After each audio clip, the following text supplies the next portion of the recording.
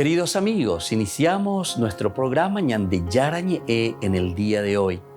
Y antes imploramos la presencia del Señor que abra nuestras mentes, nuestros corazones y entendamos su voluntad en nuestra vida.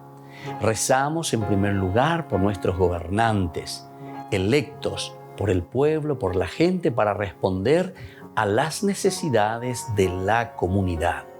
Rezamos por la honestidad, rezamos por el servicio y rezamos sobre todo por la generosidad. Y al mismo tiempo elevemos nuestras súplicas por cada una de nuestras familias en el día de hoy. Que el Señor Jesús bendiga nuestros hogares, a papá, a mamá, a los hijos. Y por último rezamos también por todos los agentes de pastoral que están al frente de evangelizar y hacer llegar la palabra de Dios en la construcción del reino de Dios. Iniciamos de esta manera en el día de hoy nuestro programa Ñande Yarañe. Este programa cuenta con el apoyo de la Fundación Santa Librada. Bienvenidos a Ñande Yarañe, un espacio de reflexión donde compartimos con el Padre Víctor Luis Cabañas sus conocimientos sobre el Antiguo y Nuevo Testamento.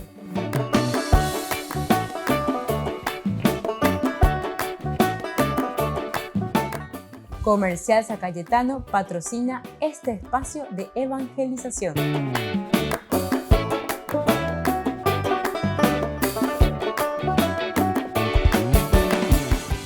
Queridos amigos, estamos iniciando nuestro programa Ñande Yarañe Antiguo Testamento y estamos estudiando nuestro curso bíblico de todos los días sobre el libro de Ruth. Nosotros nos encontramos con nuestra reflexión, nosotros encontramos todo lo que el libro de Ruth nos va presentando, esta teología maravillosa que se nos presenta. Y estamos hablando principalmente aquí de uno de los elementos fundamentales para conocer por qué Ruth la moabita, es decir, qué significa esto de que Ruth es moabita.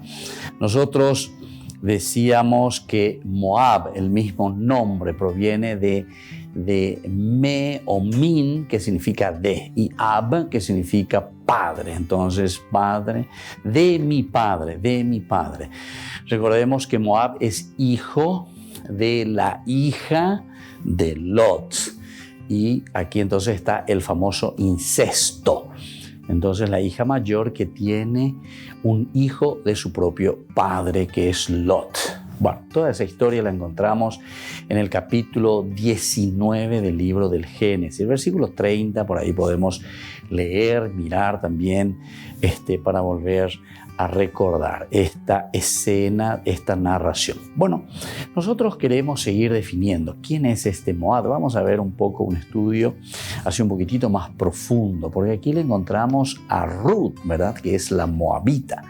Y decíamos que continuamente el autor sagrado y ñande dejado repetir una y dos veces que Ruth es moabita. Ñande con hoy, ¿verdad? Que eran un pocos enemigos, que no había aquí mucho entendimiento entre los vecinos con este pueblo de Moab.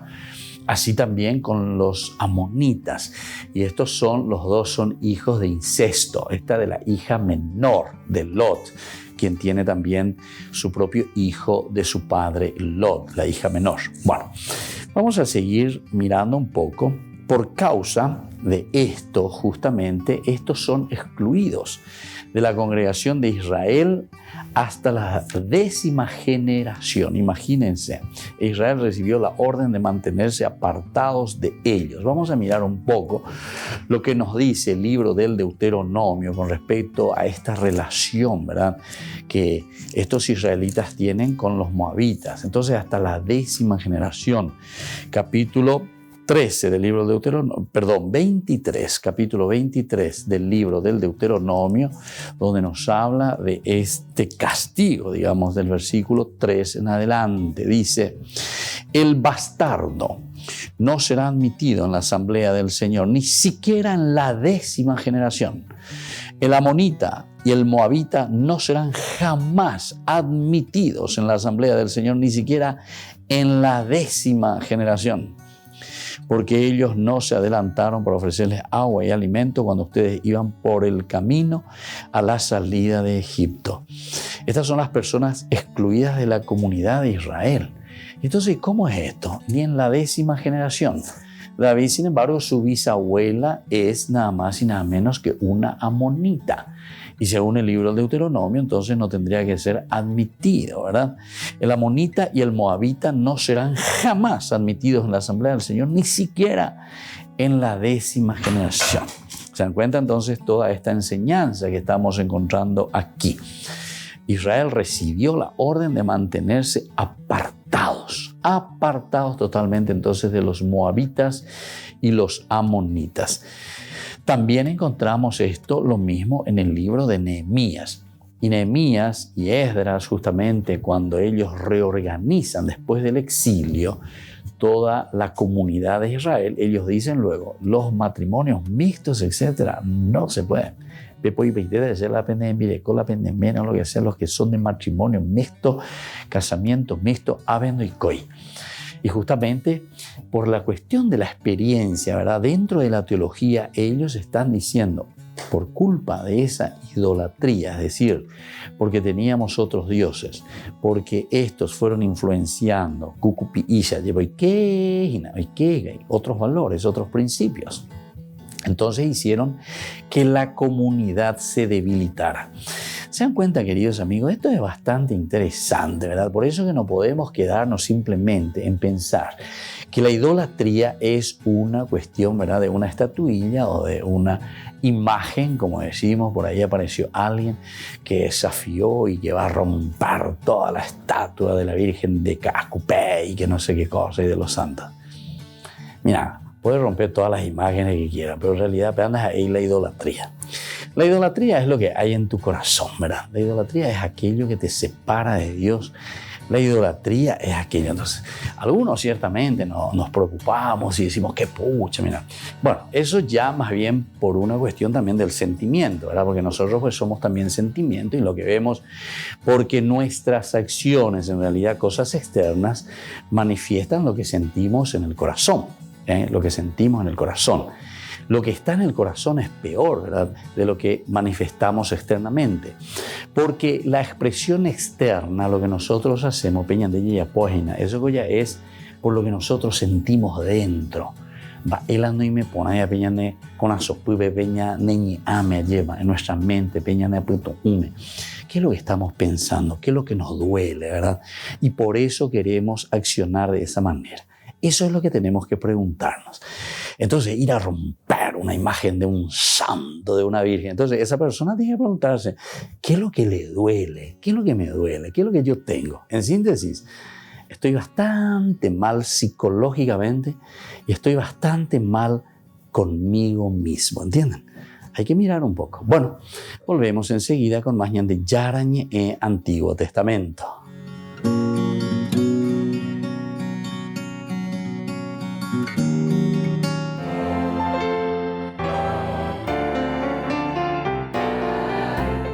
Los dogmas marianos. Estos son algunos de los dogmas marianos que tenemos dentro de nuestra Iglesia Católica. La Inmaculada Concepción de María. La Santísima Virgen María, en el primer instante de su concepción, fue por singular gracia y privilegio de Dios omnipotente en previsión de los méritos de Cristo Jesús, Salvador del género humano, preservada inmune de toda mancha de culpa original. La perpetua virginidad de María enseña que María es virgen antes, durante y después del parto. Este dogma mariano es el más antiguo de la Iglesia Católica y oriental ortodoxa. Afirma que la real y perpetua virginidad en la Virgen María se da desde el acto de dar a luz a su propio Hijo, al Hijo de Dios, hecho hombre. Así María fue siempre virgen por el resto de su vida, siendo el nacimiento de Jesús como su Hijo biológico, esa concepción milagrosa. En el año 107, Ignacio de Antioquía ya describía la virginidad de María. Santo Tomás de Aquino, en la Suma Teológica, dice que María dio el nacimiento milagroso, sin apertura del útero y sin prejuicio para ninguno de los elementos biológicos de la mujer. Esta doctrina ya era un dogma desde el cristianismo primitivo, habiendo sido declarada por notables escritores, por ejemplo, San Justino Mártir, Orígenes. El Papa Pablo IV lo reafirmó en su documento Cum Corundam del 7 de agosto del 1555 en el Concilio de Trento. María, Madre de Dios. El símbolo apostólico, el credo, muestra la base en el artículo nació de María Virgen. El Concilio de Éfeso en el 431 proclamó con San Cirilo en contra de Nestorio: si alguno dice no confesare que Emmanuel es verdaderamente Dios y que por lo tanto la Santísima Virgen es Madre de Dios, la Theotokos, porque parió según la carne al Logos de Dios, hecho carne, sea anatema. Lo encontramos también en Juan capítulo 2:1, en Lucas 1:43, en Gálatas 4:4, San Ignacio de Antioquía, Ireneo, Orígenes, Eusebio de Cesarea, Orígenes, Atanasio, Epifanio, los capadocios, entre otros, que ya usaban este término. La Asunción de María. La Virgen María fue asunta a los cielos inmediatamente después que acabó su vida terrestre. Su cuerpo no sufrió ninguna corrupción, como sucederá con todos los hombres, que resucitarán al final de los tiempos, pasando por la descomposición. Soy el Padre Víctor Luis Cabañas. Nos vemos a través de nuestras redes, Facebook, Instagram, YouTube. Y no se olviden de activar la campanita. Nos vemos allí.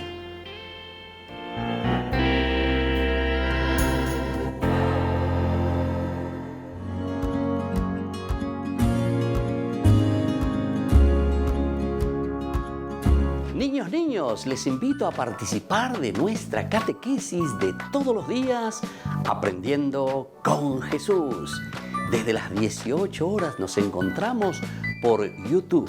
No se olviden, queridos niños, que Jesús a través de su palabra nos enseña tantas cosas lindas. Y ustedes no se olviden de suscribirse y de activar la campanita. Nos vemos allí, queridos niños, Aprendiendo con Jesús.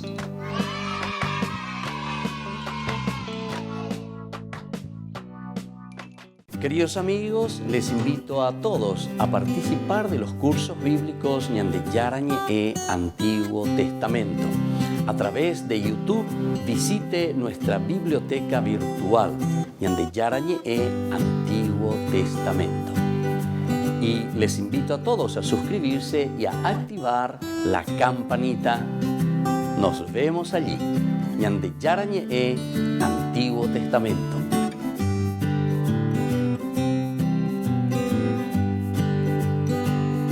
Queridos amigos de Ñande Yarañe, les informamos que la misa diaria cambia a las 6 de la mañana. Todos están invitados a participar a través de los medios de comunicación. Les invito a participar de nuestro programa Jóvenes para los Jóvenes en Familia. Nos encontramos todos los domingos a las 15 horas por YouTube. Allí participamos y encontramos a jóvenes venidos de distintas latitudes de nuestro país con sus ideales, con sus proyectos, con sus actividades, con sus esperanzas y principalmente con sus testimonios de vida. Les invito a acompañarnos todos los domingos por YouTube, Jóvenes para los Jóvenes en Familia.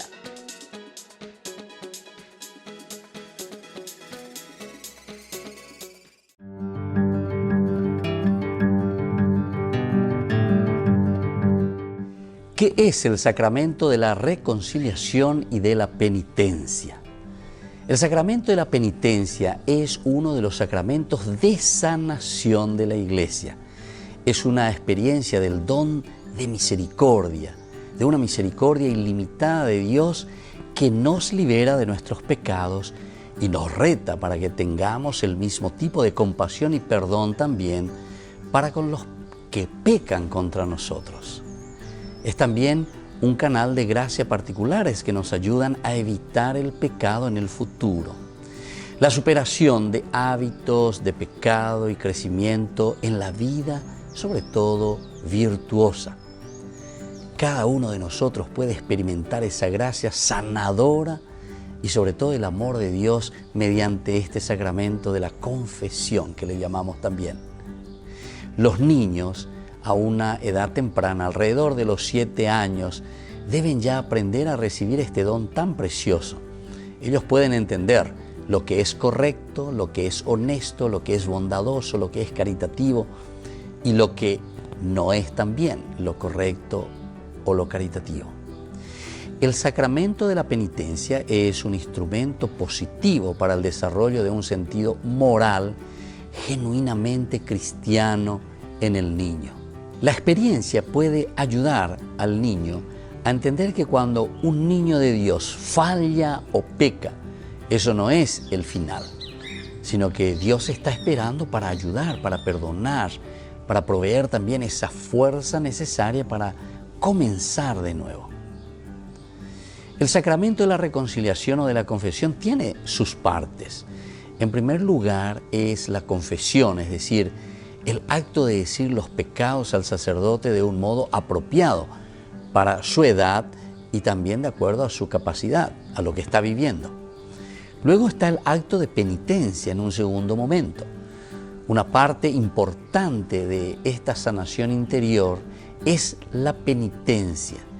Y esto el sacerdote le da en el sentido de mirar la realidad que está viviendo el niño o la persona que se acerca para las confesiones. Y entonces, a través de las oraciones y actos, sobre todo los actos, se hará con la gracia de Dios una satisfacción por los pecados. Hará la penitencia, ¿verdad? Y después de salir del confesionario, sobre todo encontrarse en ese momento de acción de gracias. Un tercer elemento de la confesión y la reconciliación, queridos amigos, es el acto de contrición. Las palabras que se usa para expresar el sincero pesar por los pecados que afectan esa relación con Dios y también con nuestros hermanos. Y sobre todo, la intención de no volver a repetirlos. Y tenemos también la absolución.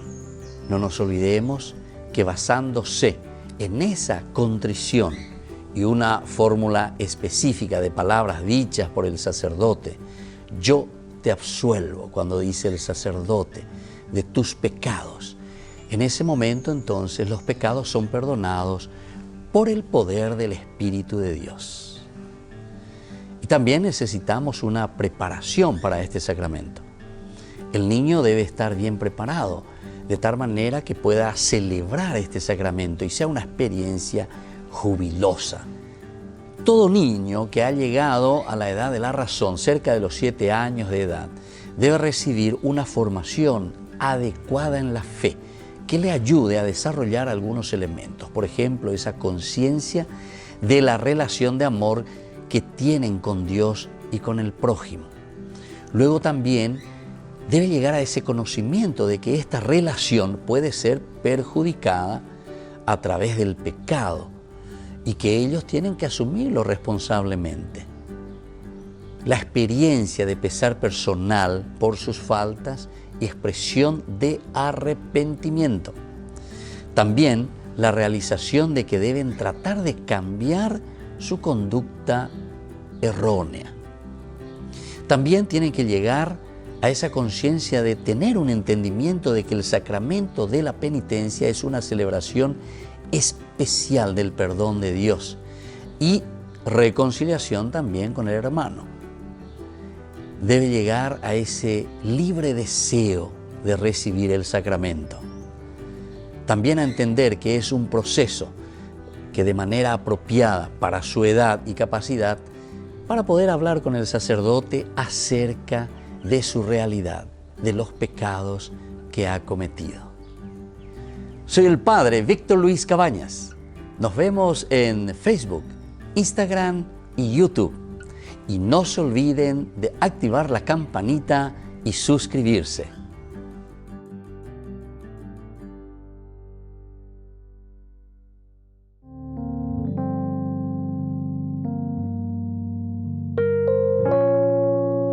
Queridos amigos, seguimos con Ñande Yarañe Antiguo Testamento. Estamos nosotros reflexionando desde el libro de Ruth.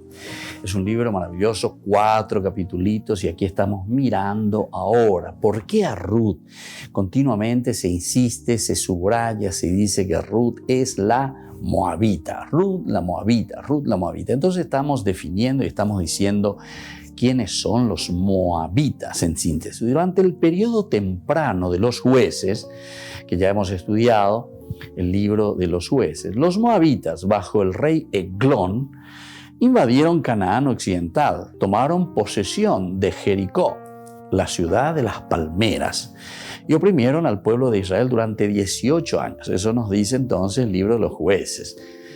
Al final de ese periodo, Ahod, un benjaminita, asesinó a Eglón. Ese es el famoso Ehud, ¿verdad? En su palacio. Empujó a sus súbditos hacia el este y liberó al pueblo. Vamos a mirar un poco, esto lo tenemos desde en el capítulo 3, del 12 al 30. Del 12 al 30, el libro de los jueces nos habla muy bien de esta realidad. Es interesante, ¿verdad? Toda esa historia. El libro de los jueces, capítulo 3, versículo entonces 12. Ehud, vencedor de Moab, justamente, ¿verdad? Los israelitas volvieron a hacer lo que es malo a los ojos. Muy bien. Después de aliarse con los amonitas y los amalecitas, Eglón atacó y derrotó a Israel y se apoderó de la ciudad de las palmeras, es de Jericó. Así los israelitas estuvieron sometidos a Eglón, rey de Moab, durante 18 años. Los israelitas clamaron al Señor y Él hizo surgir como Salvador a Ehud, hijo de Gerá, de la tribu de Benjamín, que era zurdo. Ellos le encargaron que llevara el tributo a Eglón, rey de Moab. Ehud se hizo un puñal de doble filo, de un codo de largo, y se lo ciñó debajo de la ropa sobre el lado derecho. Luego fue a presentar el tributo a Eglón, rey de Moab, que era un hombre muy obeso. Apenas terminó de presentar el tributo, Ehud despidió a la gente que había transportado la carga. Y él, al llegar a los ídolos que están junto a Gilgal, volvió a presentarse delante del rey y le dijo: Rey, tengo que comunicarte un asunto confidencial. El rey dijo: retírense todos. Y todos los que estaban con él salieron de su presencia. Cuando entró Ehud, el rey se encontraba en la habitación de arriba, que era fresca y estaba reservada para él solo. Ehud le dijo: tengo que comunicarte un oráculo divino. El rey se levantó de su trono. Entonces Ehud extendió su mano izquierda, tomó el puñal que llevaba sobre el muslo derecho y lo clavó en el vientre del rey. La hoja se hundió hasta la empuñadura y quedó totalmente cubierta por la grasa, porque Ehud lo extrajo el puñal del vientre. Después de atrancar la puerta de la habitación alta, Ehud salió por la ventana. Enseguida llegaron los servidores y vieron que las puertas de la habitación alta estaban trancadas. Entonces dijeron: seguramente que está haciendo sus necesidades en la habitación ventilada. Esperaron hasta cansarse y al ver que no abría la puerta, tomaron la llave, abrieron y encontraron a su señor muerto en el suelo. Mientras ellos esperaban ansiosamente, Ehud había logrado escapar. Después de pasar por el lugar llamado Los Ídolos, se había puesto a salvo en Seirá. Apenas llegó al territorio de Israel, tocó el cuerno en la montaña de Efraín y los israelitas bajaron de la montaña junto con él. Ehud iba al frente y les dijeron: síganme porque el Señor les ha entregado a Moab el enemigo de ustedes. Bueno, y así continúa esta historia.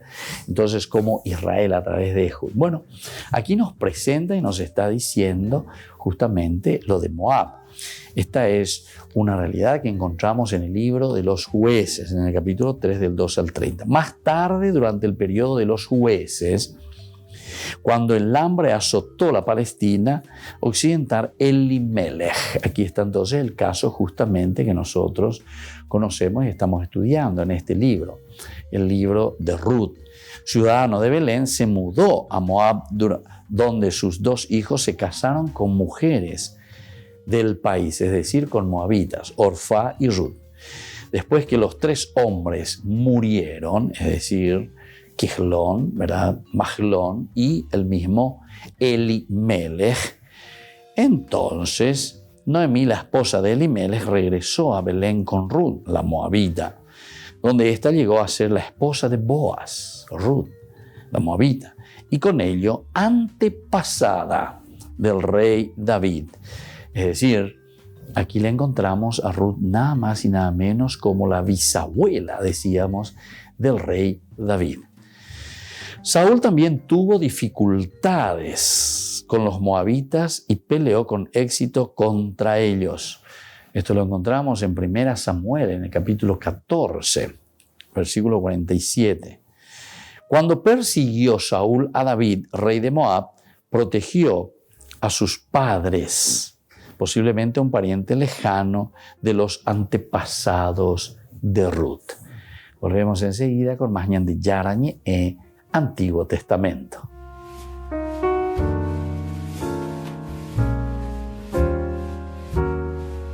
Amigos de Ñan de Yara Ñe'e, les invito a participar todos los días de la Santa Eucaristía a las 6 de la mañana por nuestra plataforma YouTube, Ñan de Yara Ñe'e.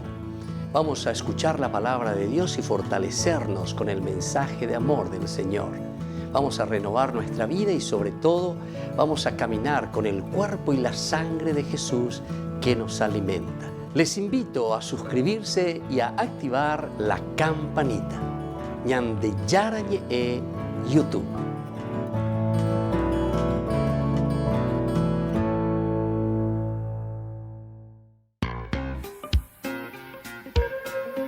En la ciudad de Luque, la economía se llama Supermercado San Cayetano. Compruebe sus precios bajos en productos cárnicos de primera calidad.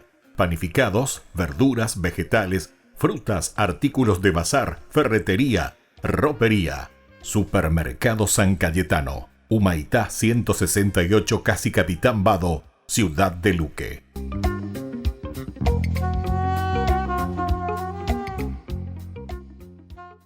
Queridos amigos, ¿quieren conocer los libros del Nuevo Testamento?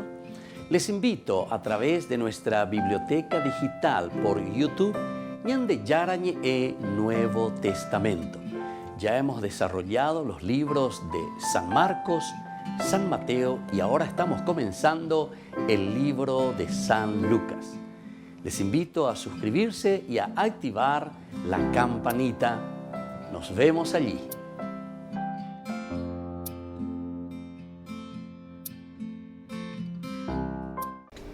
Les invito a formar parte de la Fundación Ñan de Yara Ñe'e.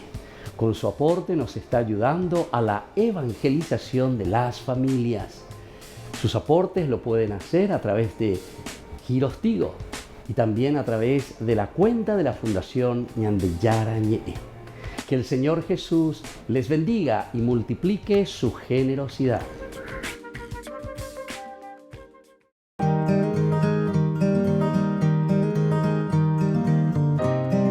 El segundo pecado capital es la avaricia. Y la avaricia es la inclinación o deseo desordenado de placeres o de poseer las cosas. Es uno de los pecados capitales, es decir, que está al frente de todo y que luego va generando otros pecados. Está prohibido por el 9º y 10º mandamiento, como nosotros sabemos. El que es avaro, el que cuida solamente para sí mismo, poseer las cosas para sí mismo. Ahora, ¿cuál es la virtud para poder vencer a la avaricia? Y lo contrario a esto es la generosidad. dar con gusto de lo propio a los pobres, a los que necesitan, pero que no se refiere simplemente a un bien material, porque algunas veces pensamos enseguida en la cuestión económica, en la cuestión del dinero. Somos también muy avaros con el amor, somos muy avaros con el tiempo dedicado a los demás, somos muy avaros con todo aquello que significa desprendimiento de nosotros mismos. La virtud, por lo tanto, de la generosidad nos invita a cada uno de nosotros a darnos, a ofrecernos, para que los otros también tengan ese tiempo y esa alegría de poder compartir esas cualidades y riquezas que solamente nosotros hemos recibido de Dios. Soy el Padre Víctor Luis Cabañas. Nos vemos en Facebook, Instagram y YouTube.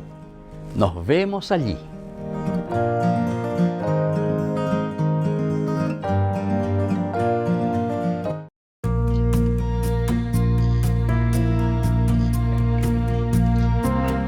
La virtud teologal de la esperanza. Nos preguntamos cómo debe reaccionar un cristiano ante el mal, ante los problemas, las dificultades de la vida. Hay quienes caen en el desaliento y piensan que no hay nada que hacer, que todo es inútil. Hay otros, sin embargo, que dicen que nuestra esperanza es ingenuidad, es idealismo. Hay otros que dicen que la esperanza es algo egoísta. ¿Por qué no es propio de un cristiano el desaliento y la desesperación? ¿Es verdad? ¿Dios actúa en nuestras vidas? ¿Cuál debe ser la mayor aspiración de un cristiano? Recordemos que la esperanza es la virtud teologal por la cual deseamos a Dios como bien supremo y confiamos firmemente alcanzar la felicidad eterna y los medios para ello. Vivo confiado en esta esperanza porque creo en Cristo, que es Dios omnipotente y bondadoso y no puede fallar tampoco sus promesas. El libro del Eclesiástico dice de esta manera: sepan que nadie esperó en el Señor y fue confundido. ¿Quién que permaneciera fiel a los mandamientos del Señor habrá sido abandonado por Él? ¿O quién que le hubiera invocado habrá sido despreciado por el Señor? Porque el Señor tiene piedad y misericordia, nos dice la palabra de Dios. ¿Cuáles son los efectos de la virtud de la esperanza? Pone en nuestros corazones el deseo del cielo, el de la posesión de Dios, deshaciéndonos de todos los bienes terrenales. Hace también eficaces nuestras peticiones, nos da el ánimo y la constancia en la lucha, asegurándonos el triunfo. Nos proyecta al apostolado, pues queremos que sean muchos los que lleguen a la posesión de Dios. Pero tiene también sus obstáculos: la presunción, esperar de Dios el cielo y las gracias necesarias para llegar a Él sin poner por nuestra parte los medios necesarios. También el desaliento y la desesperación. Hasta nos vemos tentados y a veces también vencidos en la lucha. Nos desanimamos y pensamos que jamás podremos enmendarnos y comenzamos a desesperarnos en busca de la salvación. La Eucaristía como prenda del mundo venidero. La esperanza de la venida del reino se realiza ya de manera misteriosa y verdadera en la comunión eucarística. La comunión es el comenzar a gustar esa promesa del cielo y alimentarnos con ese deseo de la posesión de la vida eterna. La Eucaristía es una anticipación de la vida eterna aquí en la tierra y es también la seguridad y la certeza de nuestra esperanza. Soy el Padre Víctor Luis Cabañas. Pueden encontrarnos en Facebook, Instagram, YouTube.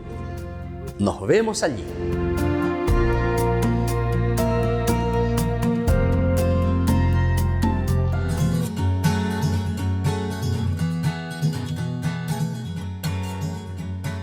Queridos amigos, seguimos con Ñande Yarañe en Antiguo Testamento y estamos reflexionando el libro de Ruth. Estamos entendiendo todo lo que se nos presenta aquí, muy interesante.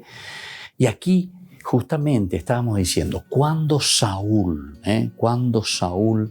persigue a David, tuvo dificultades con los moabitas, muy bien, y persiguió luego a David, entonces el rey de Moab protegió a sus padres. Les decía, los padres de David. Vamos a mirar un poco en el libro de Samuel 22, 3, 4. Samuel 22, primera Samuel 22, 3, 4. Entonces tiene que oír David 22, versículo 22, los versículos 3 y 4. Dice así: de allí David se fue a Mispe de Moab y dijo al rey de Moab: deja que mi padre y mi madre vivan entre ustedes hasta que yo sepa lo que Dios va a hacer conmigo.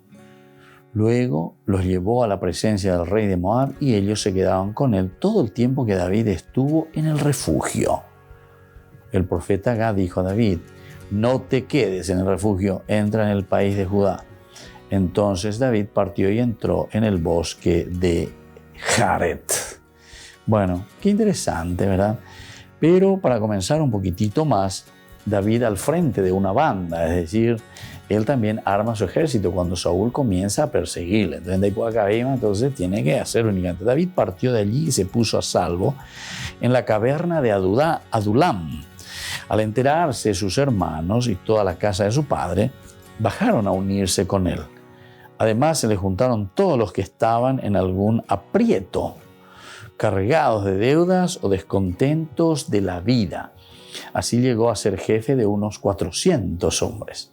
Y de ahí entonces David que se va a Mispe de Moab, ¿verdad? A Mispe de Moab. Y ahí le deja a sus padres. Por eso, entonces estábamos diciendo recién que cuando persiguió Saúl a David, el rey de Moab protegió a los padres de David, posiblemente un pariente lejano de los antepasados de Ruth. Sin embargo, luchó contra los moabitas después que fue rey. Segunda Samuel capítulo 8. Vamos a mirar entonces Segunda Samuel capítulo 8, que David ya comienza aquí a luchar contra los moabitas. Versículo 2, luego el versículo 11. Dice lo siguiente: también derrotó a los moabitas y haciéndolos echarse en tierra, los midió con una cuerda, a lo largo de 2 cuerdas los hizo matar, y a lo largo de una cuerda completa les perdonó la vida. Los moabitas pasaron a ser vasallos de David, sometidos a tributo. Entonces son medillos, entonces eso los mata. Los midió con una cuerda.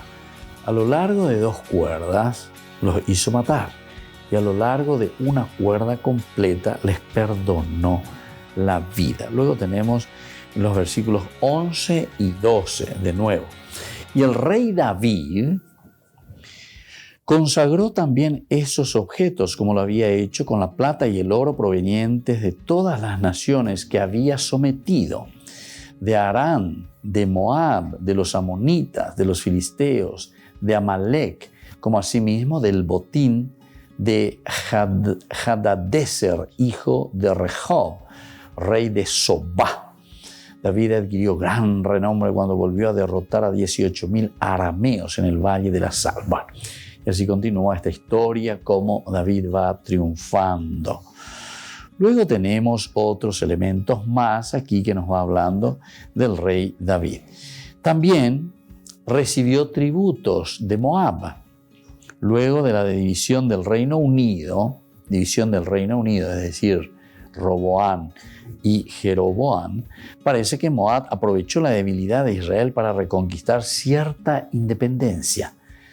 Es decir, en tiempo de David verdaderamente les puso en orden, pero después de la división del reino, el norte y el sur, volvió a retomar una independencia Moab. Sin embargo, Omri, un rey fuerte, los subyugó una vez más y los obligó a pagar un alto impuesto anual. Segunda Reyes 3, 3:4. Vamos a mirar un poco. Segunda Reyes 3:4 nos dice que aquí el rey Omri les hace pagar un fuerte tributo a Moab. Mesá, rey de Moab, era criador de rebaños y pagaba como tributo al rey de Israel 100,000 corderos y 100,000 carneros lanudos. Bueno, esto es entonces la expedición de Jorán contra Mesá, rey de Moab. Justamente encontramos continuamente la guerra de Moab, el reinado de Jorán en Israel. Jorán, hijo de Ahab, comenzó a reinar sobre Israel en Samaria. El 18º año de Josafat, rey de Judá, y reinó 12 años. Él hizo lo que es malo a los ojos del Señor, aunque no tanto como su padre y su madre, ya que retiró la piedra sagrada de Baal que había erigido su padre. Sin embargo, persistió en el pecado de Jeroboam, hijo de Nebat. Hizo comer a Israel que había hecho cometer a Israel y no se apartó de él. Bueno, esto es la guerra contra Moab y aquí es donde encontramos, ¿verdad?, a Omri. Al morir, dice Ahab, rey de Moab, se sublevó contra el rey de Israel. Aquel día el rey Jorán salió de Samaria y pasó revista a todo Israel. Luego partió y mandó decir a Josafat, rey de Judá: el rey de Moab se ha sublevado contra mí. ¿Quieres venir conmigo a combatir contra Moab? Josafat respondió: sí, subiré. Cuenta conmigo como contigo mismo, con mi gente como con la tuya, con mis caballos como con los tuyos. Además preguntó: ¿por qué camino subiremos? Por el camino del desierto de Moab, respondió Jorán. Bueno, estas son cosas muy interesantes, ¿verdad? Cómo se nos van presentando la situación y la relación. Ella va, no entendé, va, ella va de acuerdo, y coa lleva como vecinos, Moab, Israel. Volvemos enseguida con más Ñan de Yara Ñe, Antiguo Testamento.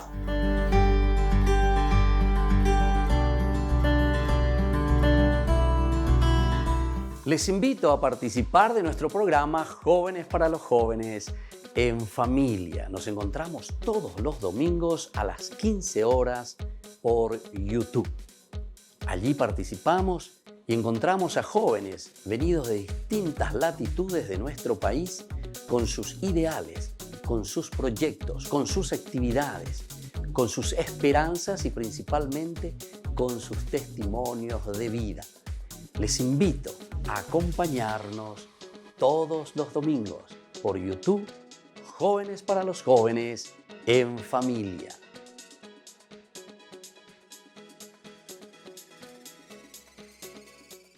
Niños, les invito a participar de nuestra catequesis de todos los días, Aprendiendo con Jesús. Desde las 18 horas nos encontramos por YouTube. No se olviden, queridos niños, que Jesús a través de su palabra nos enseña tantas cosas lindas. Y ustedes no se olviden de suscribirse y de activar la campanita. Nos vemos allí, queridos niños, aprendiendo con Jesús.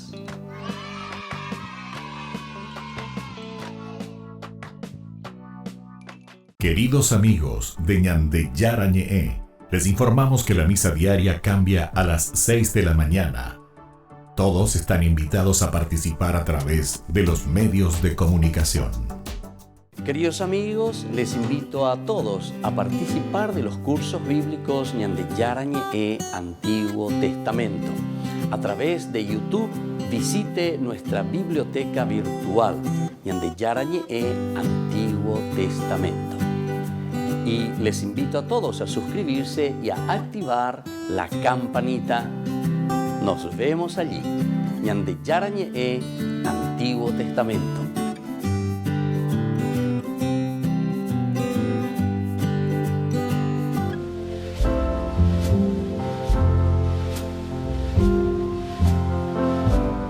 Queridos amigos, estamos iniciando con la palabra del Señor. Como siempre que viene a nuestro encuentro, nos anima, nos fortalece, nos ayuda y sobre todo, siempre a nuestro lado, caminando Dios, porque nos quiere, porque nos ama y que busca lo mejor para que seamos felices.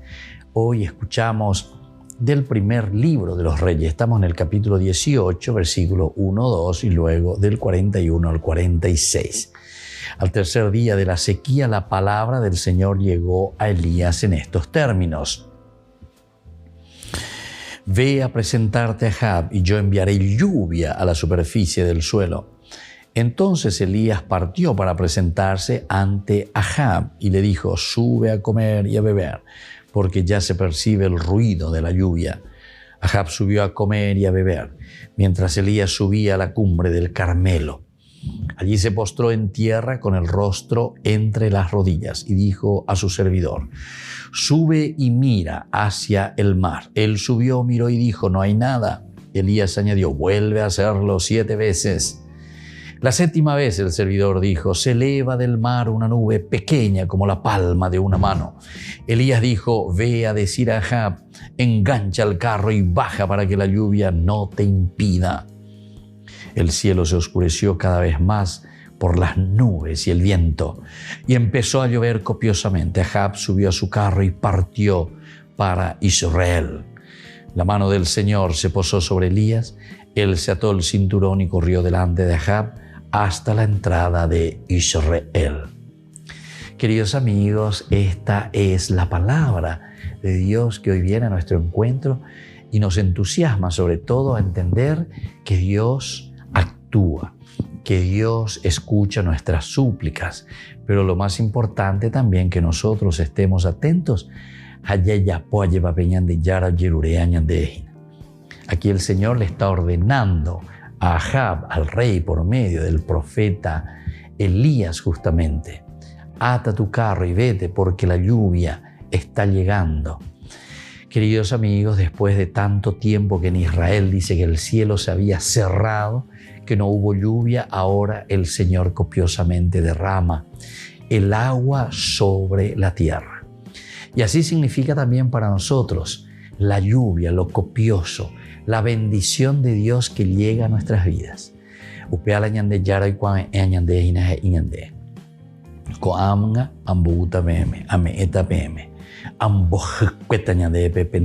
Pero ¿qué significa esto? No pensemos simplemente en nuestra tierra, en ese sentido de la tierra que nosotros pisamos, sino que sobre todo pensemos en nuestra vida, la gracia abundante, lo copioso de la vida de Dios, del Espíritu de Dios, de lo que Él nos ofrece en el día a día.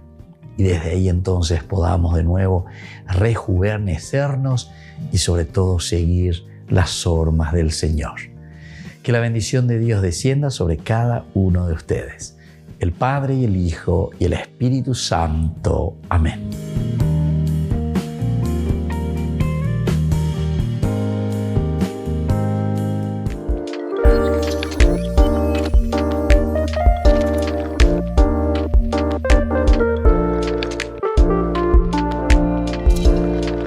El sacramento de la confirmación. ¿Qué es este sacramento? Ya dijimos que es un signo ciertamente de algo que nosotros vemos, sacramentum. Por eso la confirmación es un sacramento en el que nosotros confirmamos nuestra fe.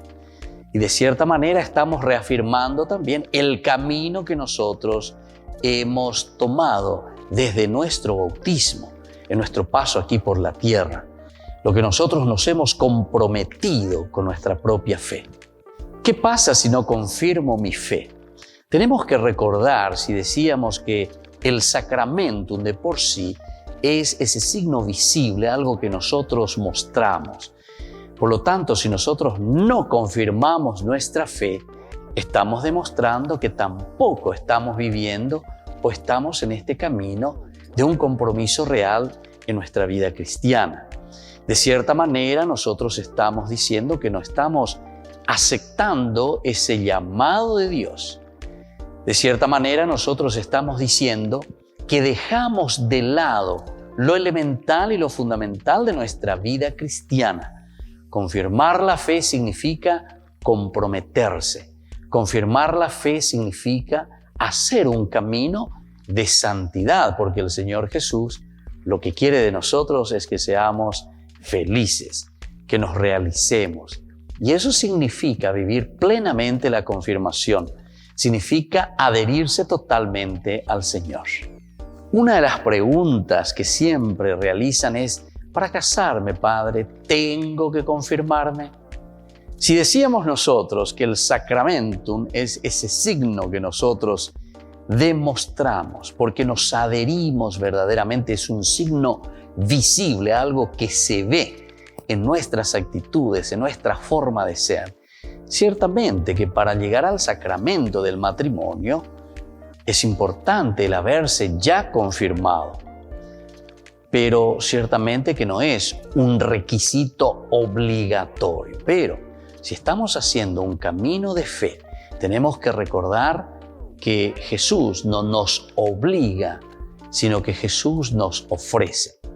La vida del Evangelio siempre es una buena noticia. Evangelio es una propuesta, la que nosotros libremente aceptamos y nos adherimos a vivir ese camino de fe. Por lo tanto, todo lo que es obligación simplemente no nos lleva a nada.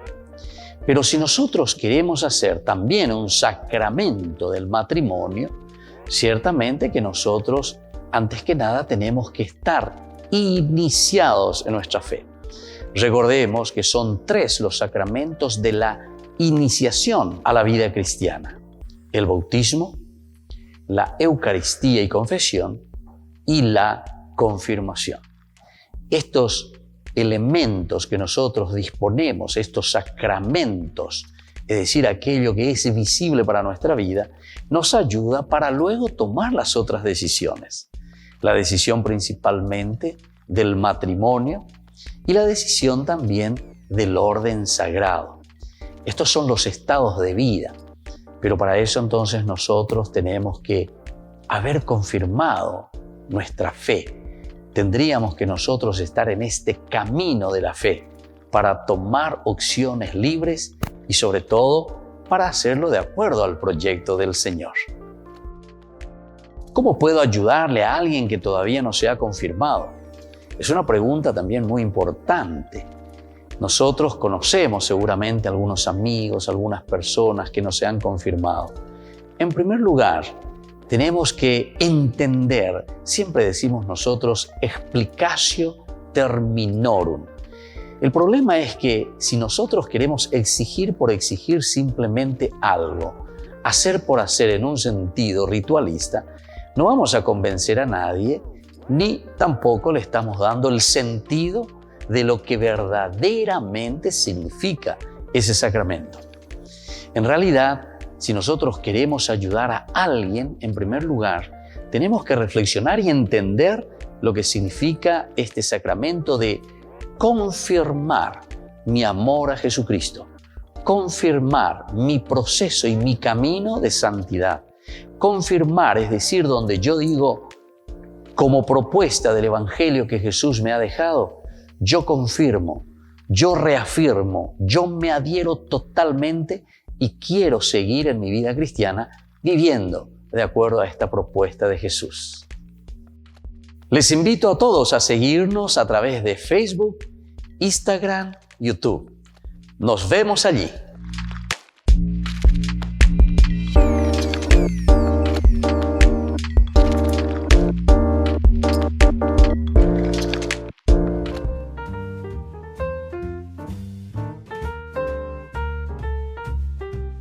Queridos amigos, estamos volviendo con Ñande Yarañe Antiguo Testamento. Estamos reflexionando esta relación, como decíamos, del rey Moab o de Moab como nación con Israel. Estábamos leyendo del segundo libro también, ¿verdad? De los reyes, toda esta relación que existía. Un rey fuerte los subyugó por un tiempo, una vez más, los obligó a pagar un alto impuesto. Después de la muerte de Acab, Mesá, rey de Moab, se rebeló contra Israel. Segunda Reyes 1:1, 3, 4, 5. Probablemente poco después de este evento, Jorán, rey de Israel, hizo un intento de recuperar su dominio sobre el país. Indujo, aquí está lo que hemos escuchado anteriormente, a Josafat, y al rey de Edom, de quien no se da el nombre, a unirse con él en la campaña. Aunque los ejércitos aliados derrotaron a sus enemigos en la batalla, invadieron su territorio, destruyeron muchas ciudades y sitiaron la fortaleza de Kir Hareset, Kerak. Regresaron a su tierra poco antes de una victoria decisiva. En el capítulo 3, 6, 27. 3, 6, 27. Justamente el rey de Israel, el rey de Judá y el rey de Edom se pusieron en campaña, pero después de 7 días de marcha faltó el agua para la tropa y para los animales de carga que iban detrás. Entonces el rey de Israel exclamó: ¡ay! El Señor ha convocado a estos 3 reyes para entregarlos en manos de Moab. Josafat, por su parte, preguntó: ¿no hay aquí un profeta del Señor para que podamos consultar al Señor? Uno de los servidores del rey de Israel tomó la palabra y dijo: aquí está Eliseo, hijo de Safat, el que derramaba agua sobre las manos de Elías. Y Josafat afirmó: la palabra del Señor está con él. Y así entonces ellos van, preguntan, etcétera, etcétera. Bueno, probablemente poco después de este evento que nosotros tenemos aquí, Joram de Israel hizo un intento de recuperar su dominio sobre el país. Quiere recuperar Abeo Perdés y Cuain, Dicatuin, y Puacaigo y Cuain. Entonces indujo a Josafat, el rey de Edom, ¿verdad?, de quien no sea el nombre, a unirse con él en la campaña. Aunque los ejércitos aliados derrotaron a sus enemigos en la batalla, invadieron el territorio y destruyeron muchas ciudades. Y entre ellos decíamos que estaba esta ciudad justamente de Kerak. Aparentemente en este tiempo el rey Mesa extendió su frontera hacia el norte y ocupó mucho territorio de Israel, como se conoce por la piedra de Moab. Hacia el fin del reinado de Josafat, los moabitas junto con los amonitas y los edomitas invadieron Judá. Sin embargo, Dios hizo que se destruyeran unos a otros, de modo que Josafat, rey de Judá, solo tuvo que recoger los despojos. Grupos moabitas devastaron partes de Israel durante el tiempo de cosecha después de la muerte de Eliseo, y tal vez también antes, Segunda Reyes 13:20. Estas incursiones probablemente ilustran su hostilidad hacia sus vecinos hebreos. Todas estas incursiones se dan cuenta entre los vecinos. El hoyo las por ambaje.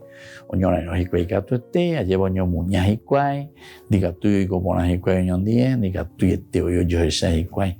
Ya guajan baraka ya lleva. Nuevas invasiones contra Judá se registraron en tiempo del rey Joacim.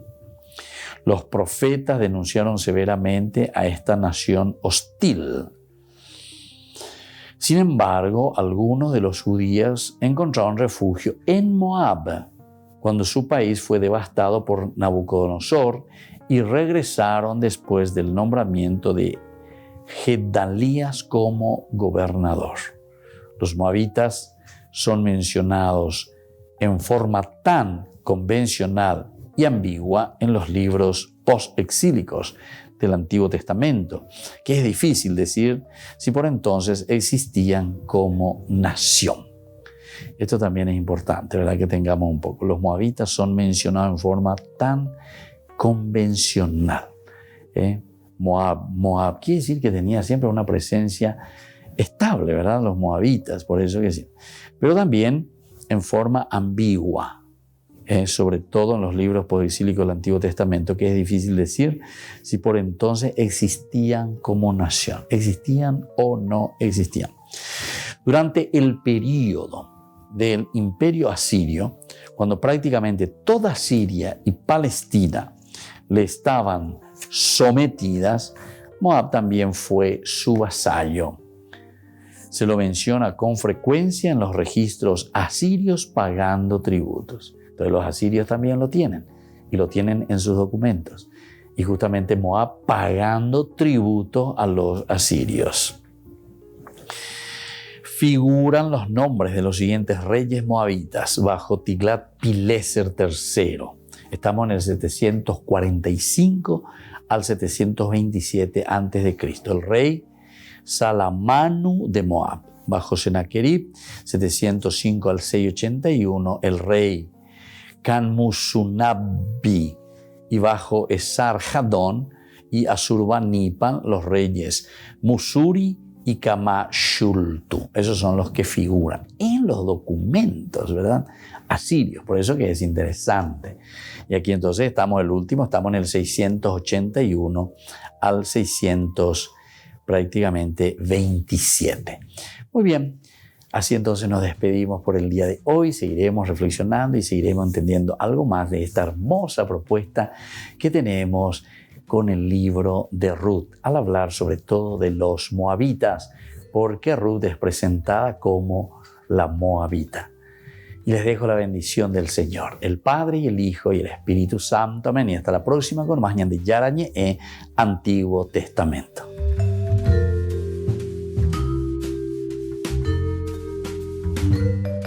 Este programa cuenta con el apoyo de la Fundación Santa Librada. Con esto concluimos nuestro programa Ñande Yara Ñe'e con el Padre Víctor Luis Cabañas. Les invitamos a todos a seguirnos todos los días por los medios de comunicación y también en nuestras redes sociales, Facebook, Instagram, YouTube. Que Dios los bendiga y proteja.